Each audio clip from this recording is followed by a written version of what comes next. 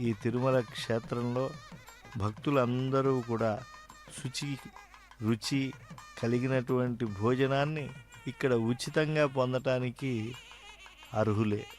ఇందులో ఒకరికి ప్రధానమైనటువంటి వారికి అంతరించుకుని ఎంతోసేపు ఎదురు చూసి స్వామి సందర్శనం అయిన తరువాత ఆ స్వామి మహిమల్నే ఒకరికొకరు చెప్పుకుంటూ పరవశించి ఇసుక పాత్ర వలె ఎంతకీ తరగనటువంటి వారి అనుభూతులు పరస్పరం అందించుకుంటూ ఆ తర్వాత మాతృశ్రీ వేంగమాంబ అన్నదాన సత్రానికి వచ్చి ఈ అన్నప్రసాద కేంద్రంలో భోజనాన్ని స్వీకరించడం చేస్తూ ఉన్నప్పటికీ కూడా అక్కడ ఉపాహారం స్వీకరించిన లేదా ఆహారాన్ని స్వీకరించిన మనసులో శ్రీనివాసుని దివ్యమంగళ విగ్రహం దర్శించినటువంటి తన్మయత్వంతోనే పులకించిపోతూ ఉంటారు. ముఖ్యమంత్రి వర్యులు స్వయంగా వడ్డన కూడా చేస్తూ ఉన్నారు.